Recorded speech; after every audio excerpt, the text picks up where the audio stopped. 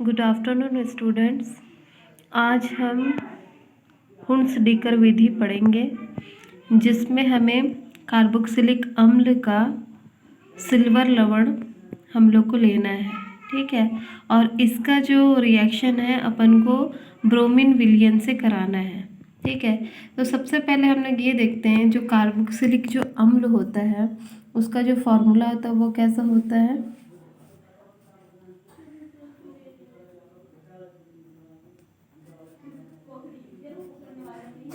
ये एक general formula है किसका, कार्बोक्सिलिक अम्ल का, ठीक है। मोनो कार्बोक्सिलिक अम्ल, मोनो मतलब जो ये जो मेथिल जो ग्रुप जुड़ा है जो एल्किल है वो कैसा है, छोटा है।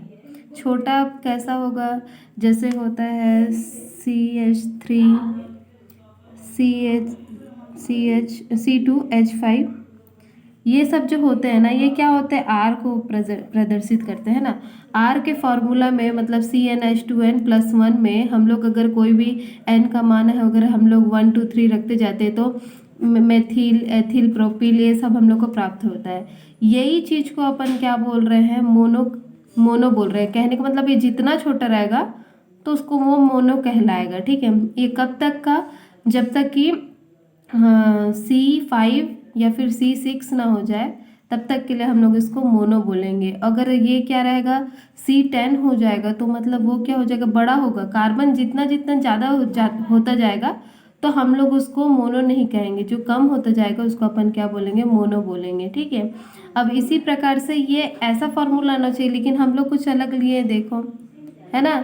हम लोग क्या लिए हैं, मोनो कार्बोक्सिलिक अम्ल के साथ सिल्वर लवण लिए, जबकि ये जो क्या है ये कार्बोक्सिलिक अम्ल का ये फॉर्मूला है। तो कुछ नहीं किया गया है, ये जो हाइड्रोजन है ये प्रतिस्थापी हो गया और इस जगह पे क्या आ गया है, प्रतिस्थापी अभिक्रिया द्वारा ये हाइड्रोजन हट जाएगा और ना क्या हुआ, इसमें सिल्वर आके ऐड हो गया है, ठीक है। अब ये है जो सिल्वर का जो घोल है उस पे अपन क्या करें, कार्बोक्सिलिक अम्ल का क्या करें, हम लोग उसका विलायक बनाएं।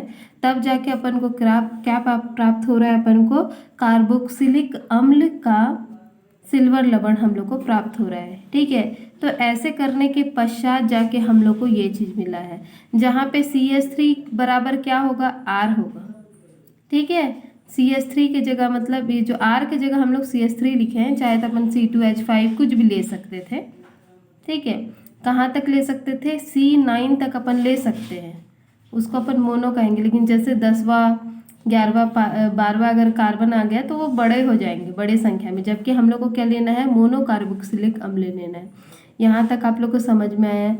उसके बाद जो ये ब्रोमीन है, ठीक है, ब्रोमीन विलयन मतलब ब्रोमीन विलयन होता है लेकिन क्या है इसका मतलब है जो अध्रुवीय विलायक, जैसे कि CCl4 मतलब कार्बन टेट्राक्लोराइड, ये क्या है, अध्रुवीय विलायक मतलब जो ध्रुवित होता है उसको क्या बोलेंगे, प्लस और माइनस मतलब क्या होता है, ये दोनों प्लस माइनस अलग अलग है और दोनों क्या हो गए, जब ऐसे रहेंगे किसी यौगिक में तो क्या बोलेंगे अपन, ध्रुवीय परमाणु या फिर ध्रुवीय यौगिक करके। जब ये ध्रुवित नहीं होते रहेंगे तो इसको क्या बोलेंगे, अध्रुवीय विलायक, ऐसा करके। तो जो C और मतलब कार्बन टेट्राक्लोराइड जो होता है ये अध्रुवीय विलायक होता है। तो इसके साथ अपन को किसका घोल बनाना है, क्लोरीन का या फिर ब्रोमीन, दोनों में आप जो अच्छा लगे वो ले सकते हैं। कहने का मतलब इसका जो विलयन है हम लोग इसके साथ बनाना चाह रहे हैं, ठीक है। चाहे कार्बन टेट्राक्लोराइड का क्लोरीन के साथ बनाओ या फिर कार्बन टेट्राक्लोराइड का हम लोग को ब्रोमीन के साथ बनाना है, दोनों के साथ हम लोग को अभिक्रिया करने पर वही रिजल्ट आएगा, ये बताना चाहेगा, ठीक है।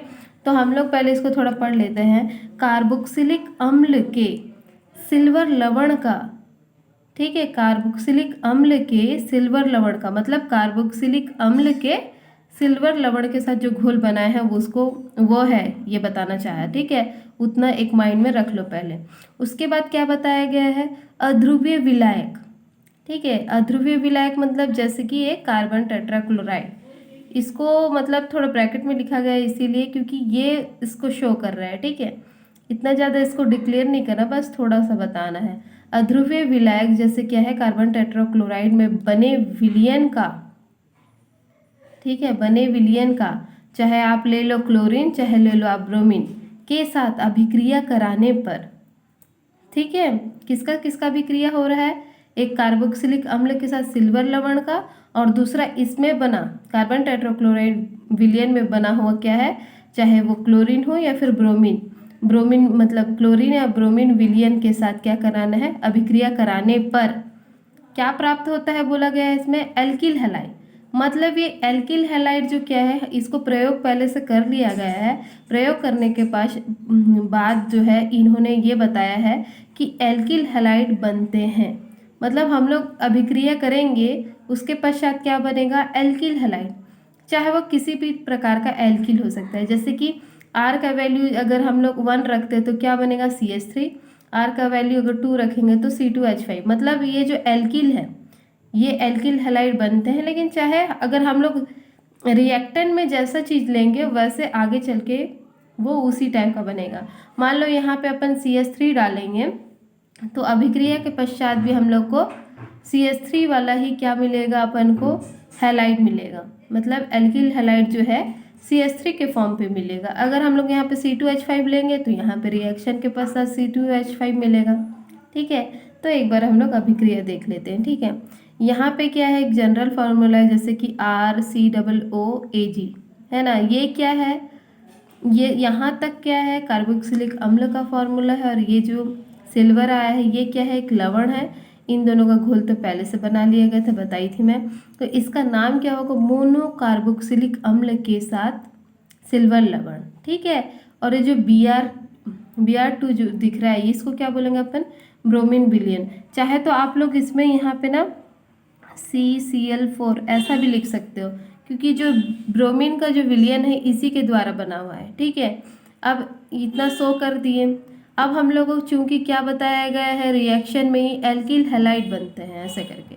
तो जो मेन रिएक्टेंट जो बनने मतलब जो मेन प्रोडक्ट जो होता है उसको हम लोग को सबसे स्टार्टिंग में लिखना रहता है। ठीक है, बाकी जो बाद में जो एक्सट्रैक्ट मतलब जो अलग अलग जो चीज़ बनेगा उसको हम लोग को लास्ट में भी लिखेंगे तो हम लोग चल जाएगा, लेकिन जो मेन जो रिएक्शन का जो बताया जाता है उसको हम लोग को जस्ट एरो के जस्ट बाद में लिखना रहता है। ठीक है, तो इसमें क्या बताया गया है, एल्किल हैलाइड।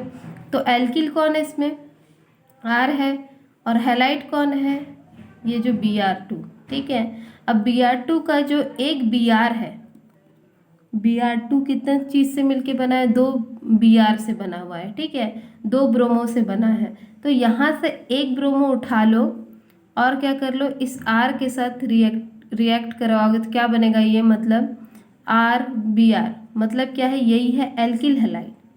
ठीक है, और R मतलब क्या होता है, एल्किल होता है, और Br मतलब क्या होता है, ब्रोमाइड होता है, इसलिए एल्किल ब्रोमाइड। हालांकि इसको जनरल वे पे देखेंगे तो एल्किल हैलाइड बोलेंगे। ठीक है, इतना समझ में आ गया। मतलब यहाँ पे क्या क्या चीज़ मिसिंग है, यहाँ से एक Br लिए और सीधा लिया, इस R के साथ अपन रिएक्शन कराए तो क्या निकला, RBr।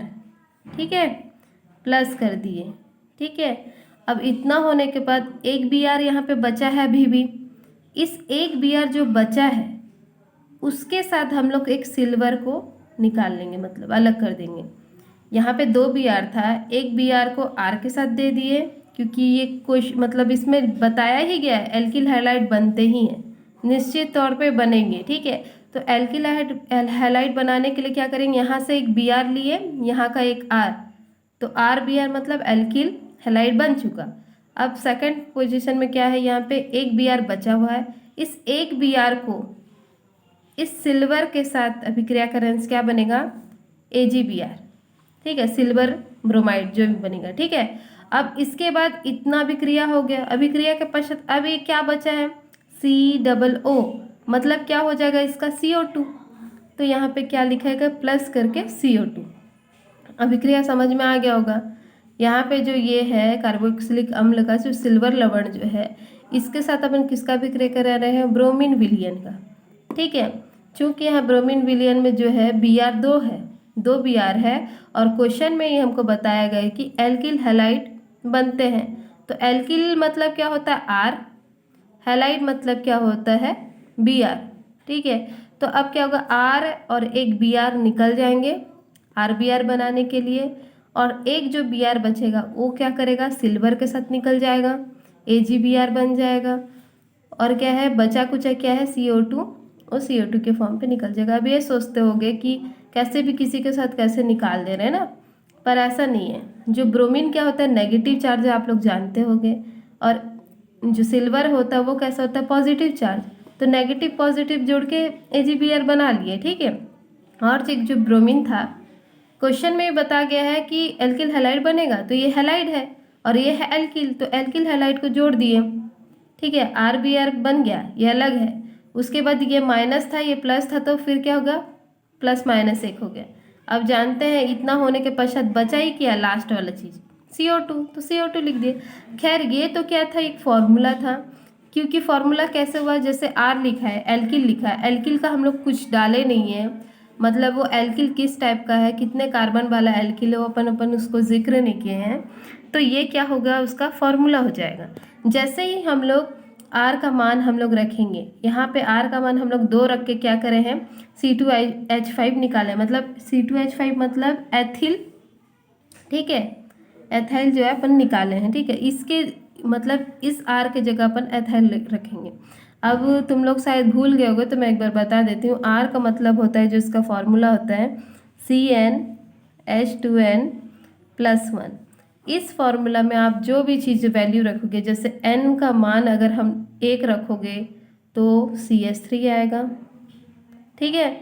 अगर इसका मान 2 रखोगे C2H5, मतलब ये आप लोग जान लेना, ठीक है। ये फॉर्मूला है उसका, तो इसके थ्रू आप R का वैल्यू जो भी रहेगा आप निकाल सकते हो। तो सपोज़ हम लोग R का वैल्यू हम लोग C2H5 रख रहे हैं, तो इसके बाद इसका फॉर्मूला कैसे हो जाएगा, ठीक है।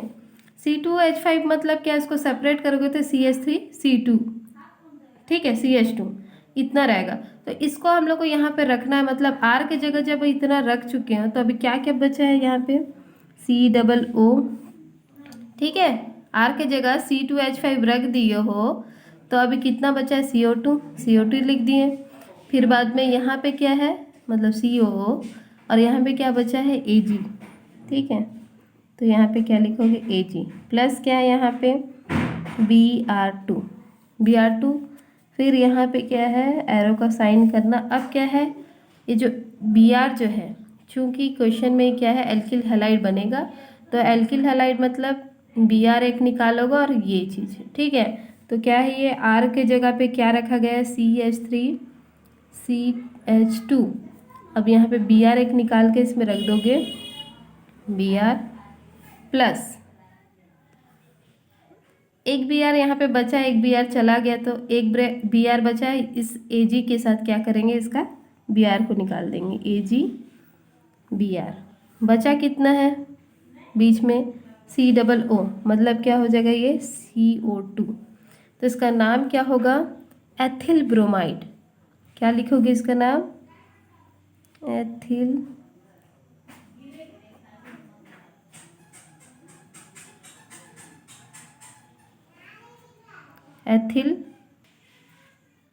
तो ये क्या हुआ है एथिल ब्रोमाइड, ये क्या है सिल्वर ब्रोमाइड, ये कार्बन डाइऑक्साइड, ठीक है। अब इसका नाम क्या हो जाएगा सिल्वर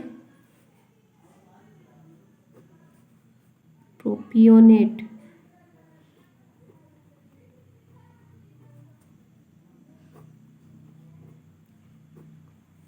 ठीक है। इसका नाम क्या हो जाएगा सिल्वर प्रोपियोनेट।